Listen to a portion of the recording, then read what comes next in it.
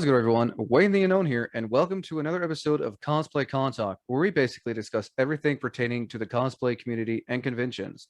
Tonight, we are doing another segment on Get to Know That Cosplayer, and tonight's special guest is cosplay and cosplay photographer Rizu Mari. How are we doing tonight, Rizu? Hello, I'm doing great. How are you? I am doing well. Again, thank you for coming on to share your cosplay experience and convention experience along with your photography experience as well. Of course. So usually with this series, I'm sure you're familiar with it. It's basically, learn about the cosplayer, learn some advice from them, what they've done over the years of cosplaying and conventions and stuff like that. So, to begin, what got you into cosplaying? Honestly, it was back in the days of deviant art, like back when I was in high school. Oh, this is early 2000s. Yeah, so I didn't start cosplaying then. It was just how I was introduced to it. I have a couple of friends in Thailand that often cosplayed and would post their photos on DeviantArt, and I was like, that's really cool because I like anime, and I think being an anime character would be pretty cool. I mean, So it was you're kind of one like right now. I am around right now, so that's pretty great. Um, and it was just kind of something I never really thought of. I just thought of like, the more like actual physical art, like the drawing side of anime and stuff like that. So I didn't think that there was really anything else. I also just kind of lived out in the middle of nowhere, and I was like one of the three people in my town that was into anime. So it was something really cool to like kind of see those friends that I met from far, far, far away, like showing me something new and something that I could really get into. Nice. Well, that's nice that your friends got you into this. Do you remember the first time you started cosplaying? Yes, I do. So one of my friends growing up was a photographer, and he wanted to do some more kind of like editorial, like interesting, not your standard family portraits kind of stuff. And I was like, well, I kind of want to try this cosplay thing. And so it was literally just a kimono I had in my closet, a random white wig that I bought from some janky website somewhere in China. And then I had made some feather wings for Halloween one year. And so we just went out in the middle of a field and we shot that. And that was kind of my first cosplay. And it ended up being like one of my OCs. So I was like, yeah, Nice. sure. Like you'd get to create and like collaborate at the same time. So your first cosplay was an OC. Nice. Yeah. I mean, I know back then OCs were kind of like starting to become a thing. Yeah. They weren't super popular, but then again, in my bubble, cosplay wasn't really popular anyway, so it was kind of, you know, You know, everyone's like, I get it. Not many people back then, really knew about cosplay, and if they did, they just didn't like ever fully understand, I'm sure. yeah, it was a lot of, oh, so it's like Halloween, but you do it all year. And I'm like, I mean, basically, but you're really picking and choosing exactly like what character you want to go for. Maybe you're not doing like a generalized thing, but you can do generalized things in cosplay for sure. But it was just one of those things where my mom was really into it because she's a seamstress, so she Nice. got to help me sew stuff, and so she loved that. But my dad was just like, yeah, I don't know what that is, but you're not hurting anyone, so it's fine. Keep doing that. It's always good to have that support. Even though they may not understand it, it's still nice to have that support because not a whole lot of cosplayers have that support. Oh yeah. What was your very first convention and what was your first cosplay for that convention? Um, First convention was SakuraCon 2012. And my first cosplay was that OC at that convention, but it was a Lolita version of her. Um, Nice. and then it was like the following convention is when I had this cosplay of Lacus. So this was like my first like true like character cosplay from a series. But yeah, my OC Yuki, she was my first one at a convention. Well, that answers my next question. What was the name of your OC? Yeah, her name was Yuki. Like Yuki from Vampire Knight, or because that's what Like that's the name that's the name I think of when I hear Yuki. mine was more based off of the word snow as Yuki. Oh, that's Um, right. yeah, so Nice. She was an all white character, so So I gotta ask, what's who are you cosplaying again? And you said it was from Gundam Seed. yeah, I'm Lacus Klein from Gundam Seed. Lacus Klein. What would you say the hardest part? Usually, this question I ask later. What was the hardest part about getting Lacus together when you first cosplayed her back in 2012? Honestly, finding a site that would sell me a costume that would do custom measurements. Because I'm a plus size cosplayer, it's like if you go to websites to find a cosplay, you know, they're usually run Asian sizes, and Asian sizes are They're so incredibly small. tiny. So it's just like if I can find a website that offers custom sizing, then I do that. And so it was able to find a site that was able to take my custom measurements and make it for me, and it was awesome. But Oh, this, okay. I've heard her for now. I'm looking at her right now. oh yeah, Oh, very nice. Nice. I take it she was one of your favorite characters to cosplay. she's pretty close to one of my favorites. I mean, she was kind of one of my first, which is why she's a favorite. But I think my favorite character to cosplay is Ginger from the anime Gangsta. Never heard of that. Oh, it's it's a really interesting one. It's by Kosuke, and she's a wonderful mangaka, and her art style is so unique. And it also is great because it includes someone who's deaf as a main character. So there's really great representation in that series. Plus, I'm sure a Um, lot of people could relate to her who are deaf. mhm. Nice. They use Japanese sign language in that series, and so it's really really cool to kind of see that happen, and like the voice actors that did. I would highly recommend not watching the English dub on that one. Watch the Japanese subbed version. Yes, the voice actor that plays the deaf character Nick, he actually studied really really hard with people who are deaf to get that like enunciation down properly, and really like he just freaking nailed it, and I was so excited when I saw it, and it was so good. Why, anytime an actor, does that much research for a character, you know that they're really meaning it when they voice them or stuff like that. Oh yeah, for sure. Nice. Now, out of all the cosplays you've done over the year, what's that one cosplay that it was kind of a one and done cosplay? You cosplayed him once and you've never cosplayed him since. Probably, let's see. um so far right now that's probably gonna be Isanami from Brave 10. Again, another anime I've never heard of. It's a really short series. I think it was only 12 episodes long. It never really had a big release over here, so it's not really well known.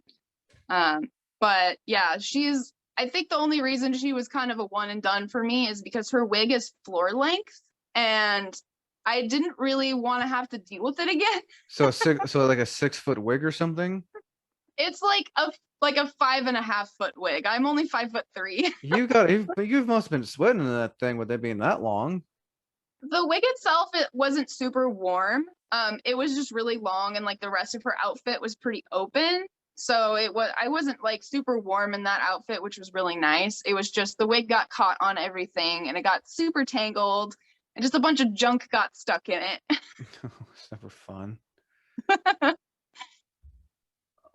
So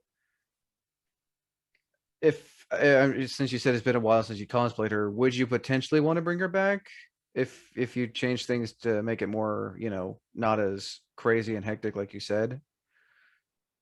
Yeah, I would like to bring her back.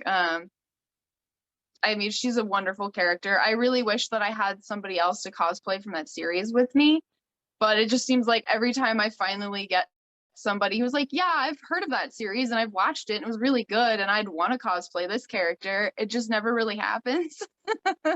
Yeah, I've come to realize doing collaboration cosplays with your friends it's never easy. They say that, Hmm. like you said, they'll do it, but then it's like, oh no, I changed my mind. I'm gonna cosplay this character. Yeah. which is fair. I understand. I've been there, done that, where I'm just really gung ho on a character, and then I get into it, and I'm like, maybe not. But That it's a make- little frustrating to be part of that group, and just it just never happens. yeah, that makes sense. Now, and this is another question I've tried to ask a lot more lately. What are your thoughts on thrifting, especially if you're on a budget or a first-time cosplayer?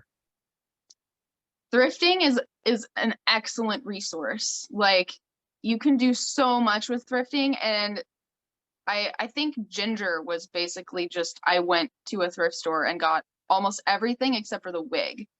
And what Was anime did you say she was from again? She was from Gangsta. And that's okay. Continue. I'm looking her up right now. Oh yeah. So it's one of those things where, like, especially if you are cosplaying characters that tend to wear more day-to-day things, it's definitely the best option because there's a plethora of different styles that you can go for. And most of the time there's going to be something in your size when you go thrifting and you find it, and you're just like, this is perfect. And it's like $4. And you're like, sweet, I think I only spent $20 on this cosplay. Okay, I'm looking at her right now. I think you actually have a cosplay for her on your Instagram, if I'm not mistaken. Oh yeah, I have a few of Ginger. Okay, I remember seeing. Okay, okay, nice. And her outfit looks like something you can actually get at a thrift store. Yeah. It's just like some like army green shorts, which I ended up buying pants and just cutting them and hemming them and making them shorts. And then it's a black like sweater and some like boots. And that's pretty much it. Now, is has Ginger the only cosplay thrift store cosplay you've done, or have you done others? I feel like a lot of times my cosplays end up being kind of like both, like that some of it's bought and some of it's thrifted.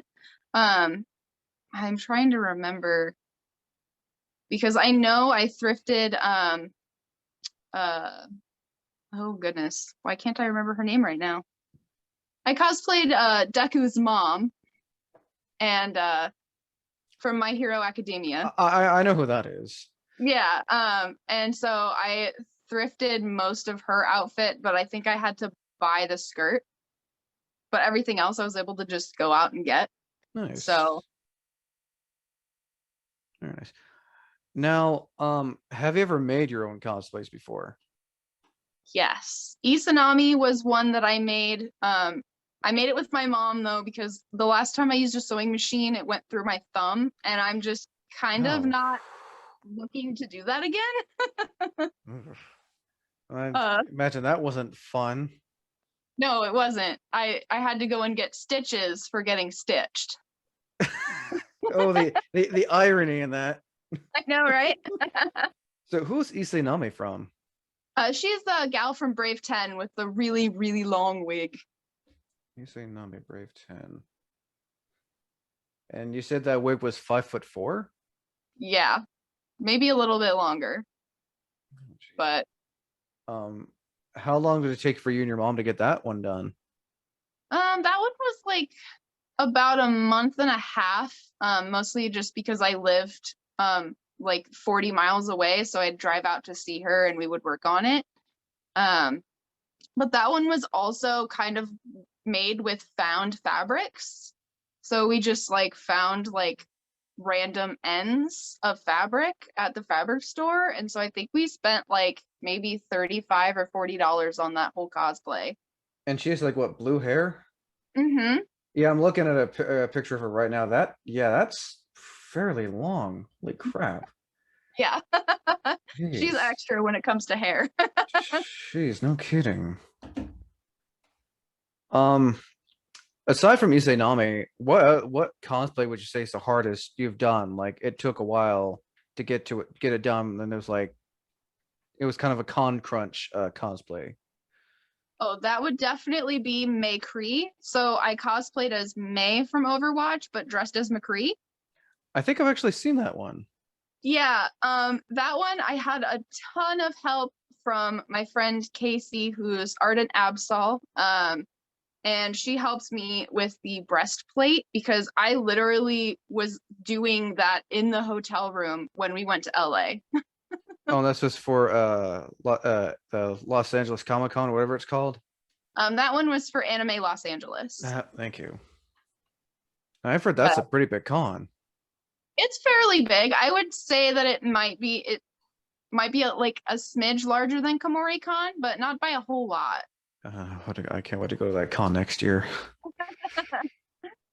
But yeah, so and then I also had a lot of help from my friend Ren, who's Osha Kaz, and she sewed all of the leather chaps for me because I didn't have a sewing machine that was going to get through leather, but she did, and I was just like, bless you. And she fitted it for me because I wasn't going to find chaps for less than like $400. Oh no, chaps. I tried looking for chaps for McCree. I actually was lucky to find a pair. I haven't bought them, but I was able to find a pair of like biker looking ones for $70 on eBay. Yeah. So, and unfortunately, there's that whole plus size thing that I got going on. So it's like, even if they have buckles, most of the time they don't buckle large enough. So she was able to like fit it super perfect. But yeah, I was working on hemming the chaps, finishing the chest plate, trying to glue it all together. I mean, it fell apart right after I did my photo shoot. That's actually going to be my next question. Have you ever had any cosplay mishaps? And that sounds to be one of them. I don't mean to laugh, but I know it sucks when when a cosplayer works on this cosplay for so long, and I've seen videos and heard stories where during competitions, just their cosplay just fell apart. Yes. So that's why I don't do competitions, but also because I don't usually make my cosplays, so I have no need to enter a competition.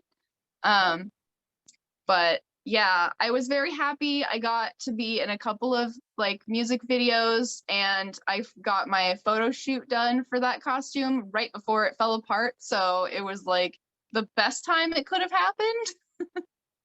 What was the first thing you noticed that fell apart after the photo shoot?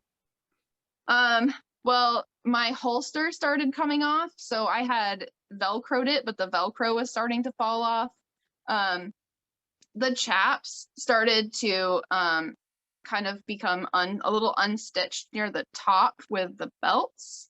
But the biggest one was the fact that my chest plate wouldn't stay on, because I tried to like put it on with Velcro, but I didn't have any thread to sew the Velcro. And then when I finally got thread, the Velcro had a sticky back on it. And so trying to sew through a sticky back is nearly impossible. So it was just a lot of me just trying to glue this thing to the shirt and praying that it would stay on, and then it just didn't. I imagine again something like that. I mean, at least you got photos of it, and again, you said you had like a little a music video of it, which I'm sure was kind of cool to be in. Yeah, it was my first one too. So Nice. That's always good. Now, any advice for first-time cosplayers who are thinking about making their first big piece? What advice would you give them? be patient with yourself. That's like the number one thing. You're not going to get it perfect the first time. Just be patient with yourself. Don't think that you have to get it done for a specific con, because there will always be other cons to go to. It's not like the end of the world if it doesn't get finished, because con crunch is not something that's super healthy for people. And I know people that will stay up for nights on end before they get to a convention, and then they just don't sleep during the convention, or they don't eat during the convention because they're just go, go, go, go, go. So it's like, just take it easy. The longer you spend on it, the better results you're going to get out of it, because you're not stressing yourself out over it. And the more you're going to enjoy it, because cosplay is something that should be fun. I don't think it should be something that stresses you out. Like, there's going to be little mishaps that maybe stress you out a little bit, but like, don't think that because you're starting this big project, you have to have it done right now. Like, Right. give it some time and it'll turn out great, and you'll end up having a ton of fun, and you'll feel really proud about your work if you just give yourself some time to get it done. I can't agree any more on that. Now for a follow-up, for people who do that, would you recommend, and this is a question I'm not asked about pertaining to that, would you recommend if they can't finish their, if they know they can't finish their cosplay, would you recommend them bringing a backup cosplay that's already finished, so they're not having to deal with all that stress and anxiety and grogginess the next day for a con? I mean, if you try to, I'm like a very like I like to make schedules. So my thing is like if it's scheduled to be done, then it's scheduled to be done, and I try to have it done before I even leave. Um, but I think it's definitely a good idea if you're somebody that ends up kind of working on little last minute things in the hotel room, and if something goes wrong with it, having a backup cosplay is a good idea, because then you can still wear something that's finished, wear something that's comfortable, you feel happy in, and you can always come back to that other cosplay later. Exactly, because like you said, I don't think, because if a cosplayer spends all night and almost into the next day working on the cosplay, there's bound to something to happen, like get screwed up or something, and next thing you know, for example, your Buster Sword or your um Hanzo helmet got a crack in it or something, and you're left with a piece of proper cosplay that's just, you know I imagine there have been times where you haven't been happy with the project that you've worked on. Yeah, there have been, but it's kind of like at the end, like when I got pictures back of those things, I kind of realized that it wasn't so bad. I mean, it looks like the pictures turned out great, Because that's kind of how I did Aqualad from Young Justice too. which is And actually the thumbnail for this video. yeah. Really, really well done, Aqualad, by the way, especially on the markings on his arms. Oh, I fun fact, if anybody, especially for people who cosplay Medusa or anybody else with like large chunky tattoos, sports tape. Sports tape is wonderful because that's all it is just some sports tape Wait, just wrapped around. that's sports tape? I thought that was painted on. Nope, that's just sports tape stuck on there, and you can take it off at the end of the day. It's skin safe. That's pretty clever. I mean, I never would have guessed that was sports tape because, like I said, it looked like you painted it on or something. Yeah. So super nifty plan if you've got big chunky tattoos. Like you can do sports tape and it just peels right off at the end of the day. If you get the waterproof kind, it's not going to come off if you sweat or go in the water for any like kind of pool shoot or anything like that. That's So some it's really super sound handy. advice. Now, you mentioned you were a plus size cosplayer, and I know this is like a double-edged question. Have there been any struggles you faced while being a plus size cosplayer, Yeah. And I think every plus size cosplayer will have similar struggles. whether they're male or female? Right. Um, it's one of those things where I feel like society is not very accepting or very nice about the way that they speak to people in a setting, because of course I've always been called mean names because oh, it's that fat so and so cosplayer, right? Like, oh, you're not regular Lacus, you're fat Lacus. And I'm like, no, I'm just cosplaying as Blackish? Lacus. Like, no needs to add any kind of like word in front of it. Like, Not unless the it- cosplayer themselves say who they're cosplaying as. right. And so it's the same thing with people of color. Like, you don't just walk up to them and be like, oh, you're that black character. It's like, no, no, they're that character. Or Like, you what don't we need in the it. cosplay community call gatekeeping. Right. Like, there doesn't need to be a qualifying factor in front of the character's name because they're just cosplaying as that character.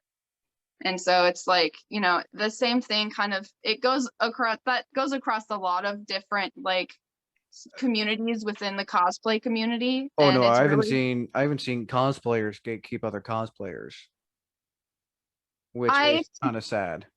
it's really unfortunate. And it's kind of one of those things too, where I've seen incidences where people will be like, oh, you're cosplaying the same character as me. Like, I'm obviously the better one. And it's like, no, no, why do we need to be that way? Like, why can't we just celebrate the fact that we love the same character and we're both cosplaying that character and we spent time and, probably money put into that to show up and be like, yeah, I love this character. Like, why can't we just bond over the fact that we have love for that character instead of trying to put each other down? Just because my Goku is not as great as your Goku doesn't mean I like it any better. And I've also seen a lot of, lately here and there how people who've enjoyed the cosplay have just stopped cosplaying because of how toxic the cosplay community can be, which it sucks because you see all these great people with these great cosplays, then they're being put down by other cosplayers, and they just like, it's not that they stop cosplaying, they just don't like using the term cosplay because sometimes cosplay can be a really negative thing within the community from what I've seen and heard, especially on TikTok.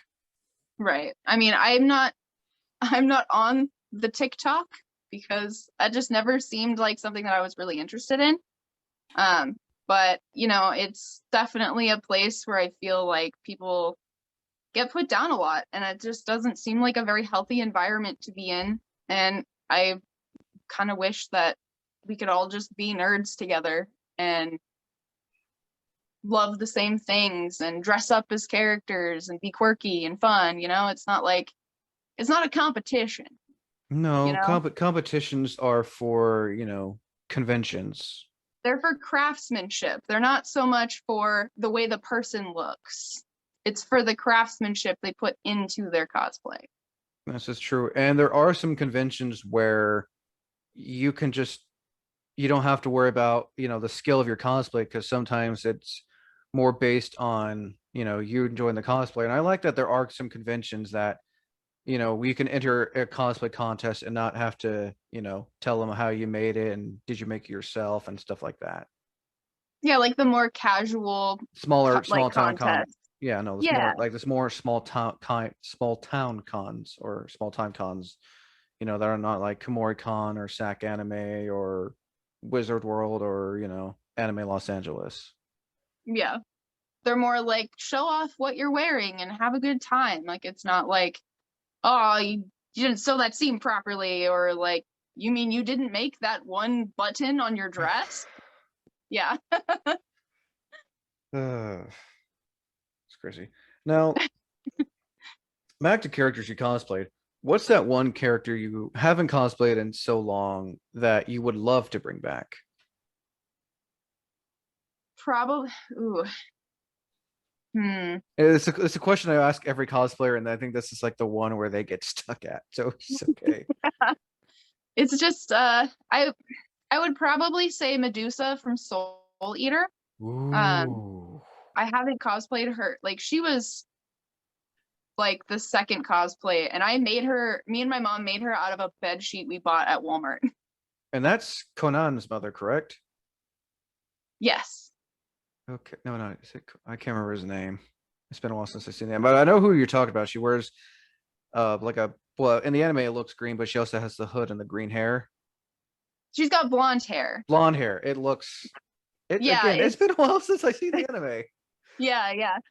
But she's got like that that jumpsuit that's got the big snake eyes on the hood, and she's got like the big snake tattoos down her Mm, arms. Yeah, so she's one. Like I remember that wig too. My roommate helped me with that wig, and it yeah, 'cause was that's a pretty long wig. It's almost the length of the character from that one anime you cosplayed. I felt luckily like I'm saying that. it's okay. Luckily Medusa's is only like belly button length, but it's like all the length is in the front. So it's this weird like twisty tie braid thing, and then she's got like wicked spikes on the back. So Mm-hmm. it's like that was the part that got me. I can deal with the weird twisty thing, but The it's back like I don't part. know. Now, doesn't she have a prop with her or a staff or something in the anime? Um, it's also been a very long time since I've seen that anime too. It, I want to say that she does at some point, but I did not make it. Hey, that happens. On that on that question of props, what's probably the biggest prop you've ever used for a cosplay? Um, Gosh, I don't really do a lot of props. I think the biggest one, it would either be between McCree's gun or Calderon's water bearers. The water bearer pack was like my first time working with oh gosh, what is that stuff? It's real shiny and you stick it on things. It's not latex. I wouldn't know. I don't know why I can't remember what it's called, but it was an experience. Oh, it sounds like it. But Um, yeah, I think those two would be the biggest, I guess, most time consuming props for me since I don't do a lot of like large scale like swords and stuff like that. I mean, makes sense. Oh, and I was looking at your one cosplay of May. What did you use for the boots, or did you buy the boots? Oh, that specific the Echo Point May I actually bought from another cosplayer. Nice. So they did all of the work. It was Ensign Cosplay did all of the work on that one for me. Oh, that was nice of them because I know May's boots are like pretty pretty They're big. huge. Yeah, they're It's gigantic. like it looks like you were walking on stilts there for a minute. No, it's just a bunch of so there's actual shoes in it, and then it's just a bunch of foam around the outside, just covered in fabric. So they're really light. They're fairly easy to walk in for how big they are. Well, But hey, that's always a good thing. So we got about 8 more minutes here. What do you have any stories you'd like to share, whether it be embarrassing, funny moments, either getting ready for a cosplay or being at a convention, aside from your McCree one? um, let's see.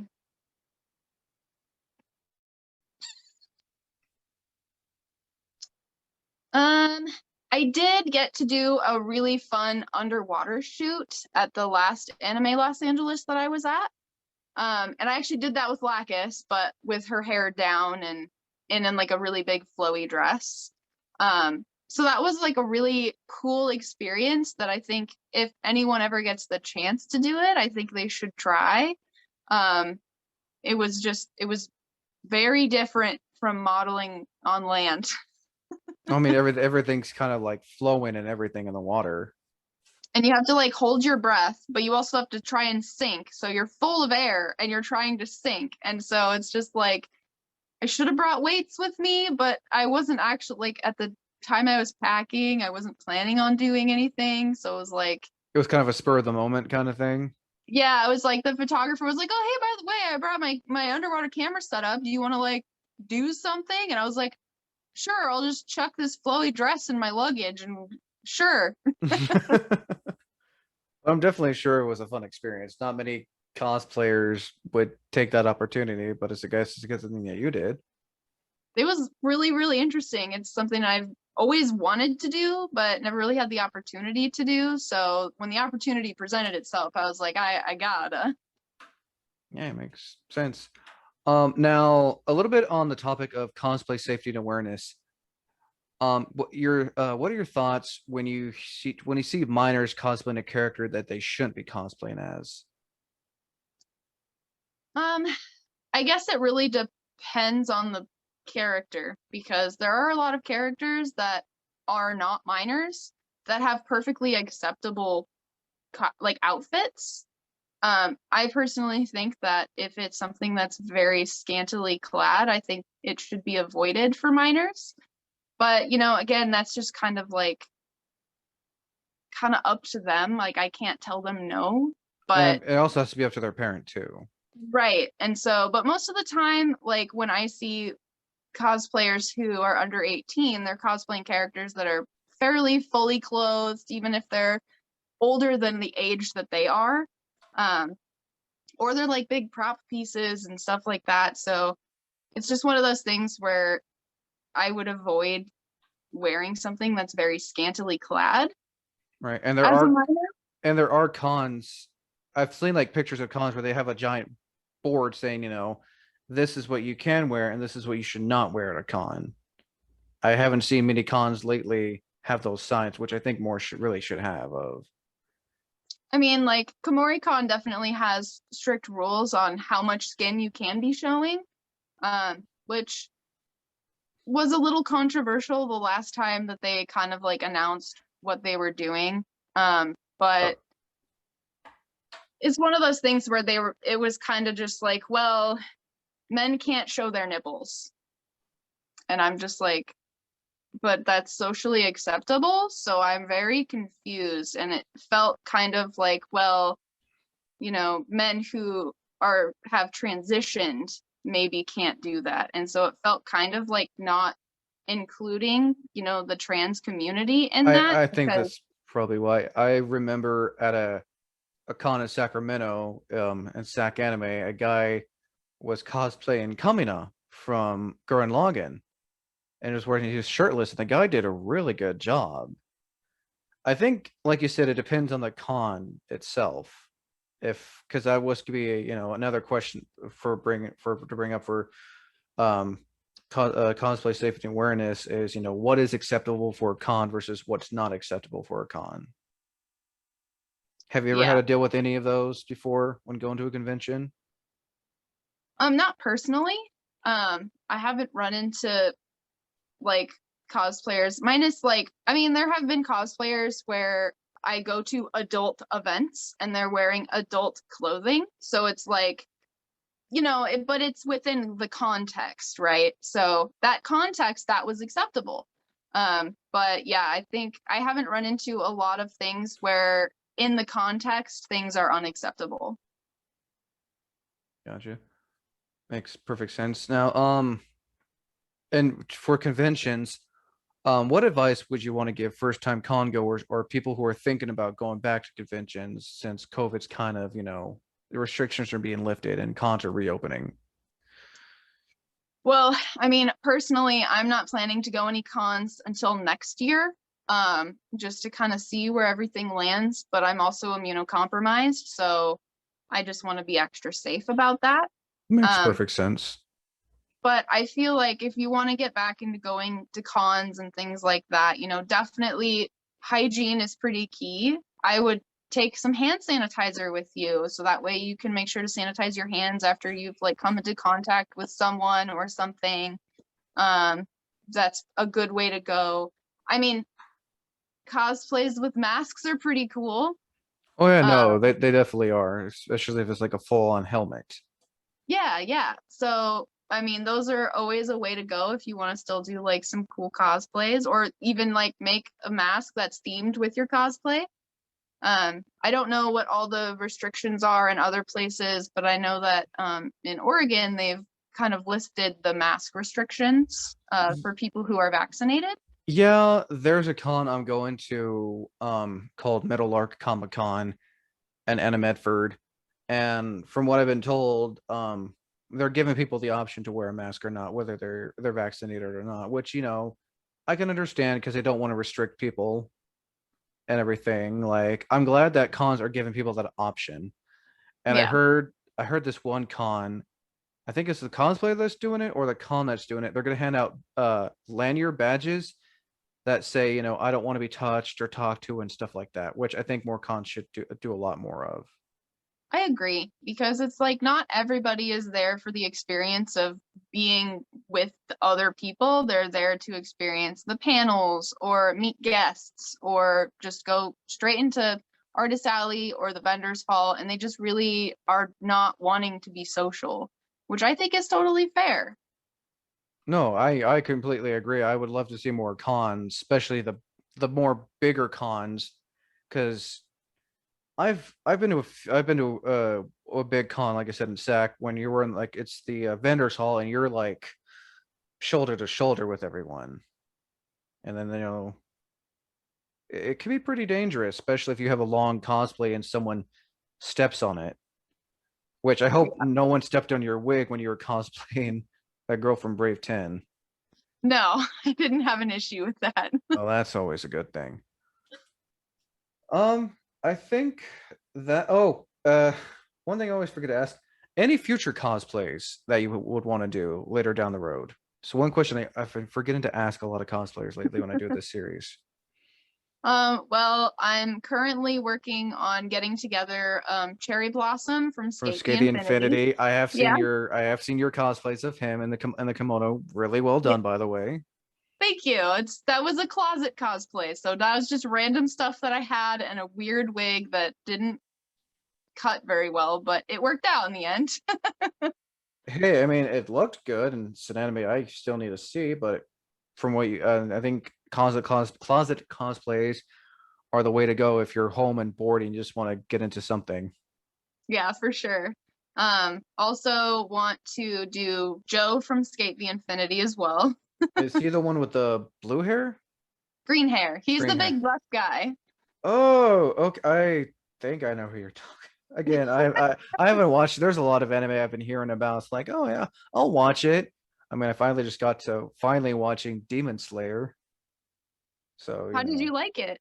I'm still in the midst of watching it right now. I'm at the episode where Tanjiro literally kicked the shit out of Inosuke, and they're headed to uh something to do with spiders. Oh, okay, gotcha. So still kind of there, but that'd be pretty cool to see when you can fully finish Cherry Blossom. Yeah. And then one that's been on the back burner for years that I will eventually do is Kyuzo from Samurai 7. I've heard of the anime. I don't know who you're talking about though. But again, when it comes to editing in this, I'll go on Google, find the character, and put a picture of it during the video so people can see who it is, especially for people like me who don't know who that is. It's the one thing I try to do in all these videos, is to educate people and myself. Um, Also, two more things here, real quick. Um, Thoughts on the buddy system at going to your first con? Agree or disagree? To do what? Have a buddy system? Yeah, having like to quote a Disney character, is it best to have an extra buddy if you're going to a con for your first con? Yes, it sure is. Because I remember my first con was so incredibly overwhelming, and I am so happy that that is the con I met my roommates at, because otherwise I would have just been by myself, and it was kind of anxiety inducing because I had no idea where I was going. I didn't know what I was It was doing. a big Like, culture shock to you, basically. yeah, so it was nice to like end up meeting somebody there that was like, oh yeah, no, we've been going to cons for a few years. Like, come have lunch with us. Let's figure out like what you want to do and where you want to go. And so definitely have somebody who can be there, and also somebody that you can like get a hold of if you need to leave. Like if you need to get out of a situation, have somebody that's available to be like, hey, I need you to come and get me. And you're just like, Hence, oh, gotta go. See you later. hence the Because my exit friend buddy needs to go. system. Yeah, it's definitely nice to have that, especially as a female cosplayer Oh going no, to a convention. I've heard some horror stories for female Yeah. cosplayers. They get, and I'm not trying to make this sound negative or in any way to anyone who's listening or who says in the comments, "Oh, you're being sexist." It's like, female cosplayers have the worst of it, in my opinion. Yeah. I'm sure you've had your fair share of experiences. Oh yeah, for sure. But it's definitely nice to have somebody that can kind of help either like lubricate that situation and kind of like just make it less uncomfortable, or somebody who can straight up just get you out of there. Oh, I wholeheartedly agree.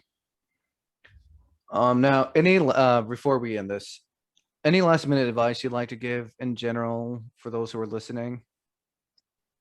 To cosplayers who want to do photo shoots with photographers, I highly recommend that you make sure to vet those photographers. Make sure that you find out who they've worked with, possibly get in contact with those cosplayers, find out what their experiences were, if it was a safe person to work with, somebody who asks you to come to a photo shoot and tells you you can't bring somebody with you, you say no, you're not going to go to that photo shoot, because that is not a photographer, that is a predator. That is somebody you should not go to. Every good vetted photographer will allow you to bring a friend with you or more than one friend. I mean, as a photographer, if you bring 5 friends, listen, they're all going to help me hold things. Like, I'm going to be like, okay, I've got this reflector mirror. Can you hold this for me? So like the more help, the better. Your little Uh, workers, like, yeah, because hey, they show up you and gotta they're put them, just you gotta put standing them to there. work. Gotta put them to work. If they're just standing there, crack the whip. Say, hey, help hold this, or help with this, or make this fan blow in this direction. So, and it's always good to have a friend with you to do wig checks during a photo shoot, because sometimes the photographer is just trying to get the right shot and they just don't notice. And so having somebody with you is super helpful because your friend can just be like, oh, wait, your wig's doing this weird thing. Here, let's fix it real quick. And so I highly recommend that you always take somebody with you to a photo shoot, whether you know that person or not, because not only is it helpful, but it also keeps you safe. I mean, I've seen your photography works, and they're really good. Real quick, how long have you been doing cosplay photography for? Cosplay photography I've been doing since 2013, Nice. but photography in general since I was like 6. Nice. No, that's some really sound advice. In a previous interview I did, someone said the exact same thing. I always especially ask cosplayers who've done photo shoots, and they've all said the same thing. Always bring a friend, do your research, whether it be on the photographer or who they've worked with, because there are some times where you'll hear mixed stories, but if you hear more of this than this, uh, then you'll know for sure. Oh yeah, for sure. Yeah, it's definitely something that's kind of cropped up in the community more in the last few years. Um, that, there are photographers out there, and unfortunately, they're mostly male photographers that are just looking for something else when it comes to photography. And it gives So, photographers like me who've done a few cosplay photos at cons a bad name, and just cosplay photographers in general a bad name. so it's kind of sucks that, I know tons and tons of like my dude friend photographers who are amazing photographers and incredibly safe people to work with. But it's unfortunate that those few bad apples have kind of made everyone super wary, which is both a good thing and a bad thing, because it's like there are definitely very good, talented, safe male photographers out there. Oh no, there are. I've And seen a few of them. yeah, and so it's kind of disappointing to know that some people are just like, well, I don't really want to work with a male photographer because of, this like one incident I had with a male photographer. And that's So, that's totally understandable. They have every right to refuse. right. It's They your it's they your sure it's your do. it's your choice. I think that should do it. Again, Rizu, thank you for coming on for Cosplay Con Talks. Get into that cosplayer, and also sharing a little bit of advice for your cosplay photography as well. Oh yeah, of course. Thanks If for having me. Oh no, you're very welcome. Now, is it okay if I put the link to your Instagram in the description below so people can, see about you and everything, and if they have any more questions, they can ask you. Yeah, totally. Yeah. So yeah, link to her Instagram with the description below if you have any more questions. Again, Rizu, thank you for coming on. Again, I'm Wayne the Unknown. Thank you for watching, and also until next time, thank you for listening.